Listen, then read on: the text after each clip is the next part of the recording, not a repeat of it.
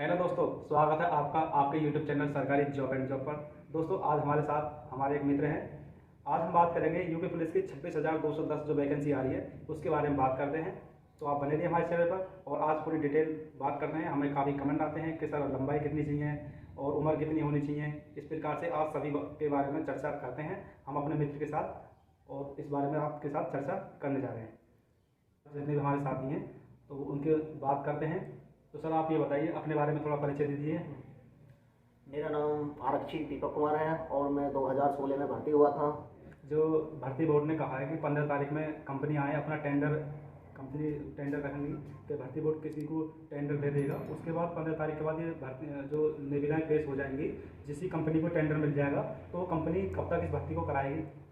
दोस्तों, ऐसा है जैसे कि गवर्नमेंट ने कहा है कि जितनी भी कंपनियां हैं सभी लोग अपना अपना प्रस्ताव हमारे पास ला के रखें और जैसे ही वो क्लियर कर देते हैं तो आपकी भर्ती का नोटिफिकेशन जल्द से जल्द ही आ जाएगा। जैसा कि आपने देखा होगा कि यूपी पुलिस की ऑफिशियल वेबसाइट पर डाला हुआ है और टेंडर पूरा होने के साथ ही आपकी भर्ती तुरंत आ जाएगी। अच्छा सर, एक बात और बताइए कि कुछ लड़के हमें कमेंट आते हैं, बात करते हैं सर हाइट कितनी होनी चाहिए या उम्र कितनी होनी चाहिए। तो आप ये और बता दीजिए, जो इसमें उम्र रखी गई है, उम्र को क्या हिसाब किताब, उम्र इनकी उम्र बढ़ने वाली है या जो हमारे लिए थी वही होने वाली है।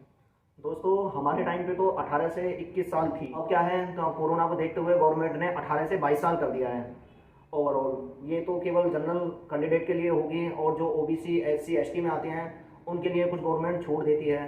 जैसे कि ओबीसी वाले कैंडिडेट होते हैं उनको 18 से 22 प्लस 3 साल की छूट होती है। उनके पास ओबीसी का सर्टिफिकेट होना चाहिए। ऐसा ही कुछ एससी के साथ होता है, उनके पास भी उनको 5 साल की छूट होती है, उनके पास भी सर्टिफिकेट होना चाहिए। ऐसा ही एसटी वालों के साथ होता है, उनको भी 5 साल की छूट होती है। लेकिन इन सभी के लिए सर्टिफिकेट होना बहुत ज़रूरी है। सर्टिफिकेट आपके पास होगा, जब आप फॉर्म भरोगे तो उसमें आप सबमिट करा देना, उसी के आधार पर आपको छूट मिल जाएगी। अच्छा सर, एक बात और बताइए कि हाइट कितनी होनी चाहिए पुलिस में भर्ती होने के लिए। देखो, हमारे पुलिस के लिए बताइए पहले, पुलिस की हाइट कितनी होनी चाहिए।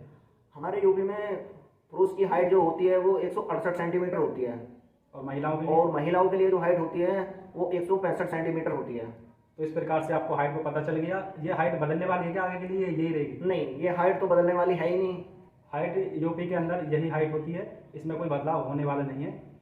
और बात कर रहे हैं कि ये पेपर जो होगा आपका किस प्रकार के विषय आएंगे, तो इस प्रकार से बात करते हैं। तो सर ये बताइए, इसमें किस किस सब्जेक्ट को रखा जाता है पेपर के अंदर।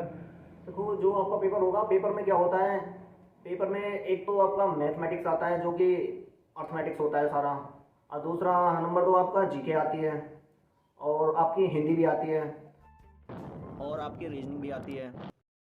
और इसमें फिर आप जैसे कि आप बुक खरीद लोगे या हम आपको आने वाले समय में धीरे धीरे और सारी कुछ जानकारी देंगे तो उसमें आपको एक्सप्लेन कर दिया जाएगा।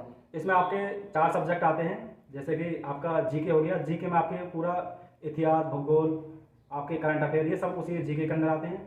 और दूसरा सब्जेक्ट होता है आपका मैथ। इसमें मैथ के क्वेश्चन आएंगे, मैथ से सभी मैथ के जितने भी चैप्टर होते हैं सभी चैप्टर से लगभग मैथ के क्वेश्चन रखे जाते हैं।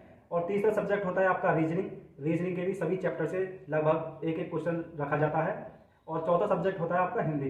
तो हिंदी में भी आपका हिंदी के क्वेश्चन आते हैं, लगभग पैराग्राफ के प्रकार से हिंदी के आते हैं। तो इस प्रकार से इस सब्जेक्ट को रखा जाता है। अच्छा सर, फिर बात करते हैं फिजिकल के बारे में। जो फिजिकल होता है यूपी पुलिस का, फिजिकल के बारे में बताइए कि उसमें जो दौड़ होती है कितनी दौड़ ली जाती है। पहले पुरुष के बारे में बात करते हैं। अच्छा, ये फिजिकल जो होता है आपका पुरुष के लिए 24 मिनट में होती है। 4800 मीटर की दौड़ करनी पड़ती है जो कि बहुत प्यार से हो जाएगी। और महिलाओं के लिए जो होती है वो 2400 मीटर की होती है। तो फिजिकल में ये होता है और कुछ नहीं होता है। अच्छा, जो आपका फिजिकल होने वाला है, जो हमारे लिए भी हुआ था, सर के लिए भी हुआ था, तो उस टाइम पर जो 4800 मीटर के जो फिजिकल था, जो 4800 मीटर आपकी दौड़ थी, उसमें समय हमारे लिए कुछ और था, आने वाले कुछ और था। समय का तो बदलाव हो जाएगा, लेकिन जो आपकी जो 4800 मीटर है इस दूरी का कोई बदलाव नहीं होने वाला। ऐसी बात करें महिलाओं के लिए 2400 मीटर की दौड़ है।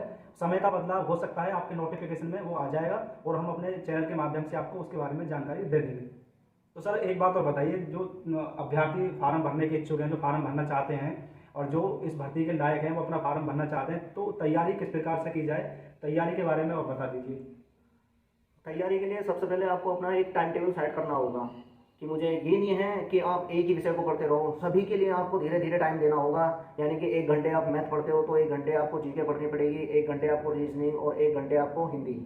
ये नहीं है कि आपको मैथ अच्छा लग रहा है तो आप मैथ ही में लगे रहोगे, आपको जीके अच्छी लगती है तो आप जीके ही करते रहोगे, क्योंकि इस हिसाब से आप आगे नहीं बढ़ सकते। इसमें सभी चैप्टर को सभी के लिए बराबर का महत्व देना है। जैसे कि कोई चैप्टर आपको सब्जेक्ट हार्ड लगता है, मानो मैथ थोड़ा हार्ड लगता है, तो मैथ में थोड़ा ज़्यादा समय दे दीजिए। बाकी रीजनिंग भी हार्ड है, रीजनिंग में भी आपको समय देना पड़ेगा। और जीके की तो कोई लिमिट है नहीं, जीके तो कहीं से भी आ सकती है। जीके तो आप जितना पढ़ोगे उतना ही कम होगा, तो वो तो आपको पढ़ना ही पड़ेगा। और करंट के लिए आप न्यूज़पेपर पढ़ लीजिए, न्यूज़ देखा करो। आजकल यूट्यूब से भी पढ़ाई होती है, बढ़िया पढ़ाई होती है, आप घर बैठे यूट्यूब से भी पढ़ सकते हो। बिल्कुल, बहुत प्रकार के कोचिंग सेंटर हैं, आपको चाहे तो कोचिंग का भी इस्तेमाल कर सकते हो। मेरी सलाह तो यही है कि आप कोचिंग ज्वाइन कर लो, क्योंकि दिन पर दिन कंपटीशन बहुत टफ होने पर है। हाँ, कंपटीशन में दिन ब दिन कठिनाई आती जा रही है, क्वेश्चन भी बहुत डीपली प्रकार के आने लगे हैं, तो नॉर्मल क्वेश्चन बहुत ही कम आते हैं। उसी प्रकार से आपको भी बहुत ही कठिन मेहनत के साथ तैयारी करनी पड़ेगी।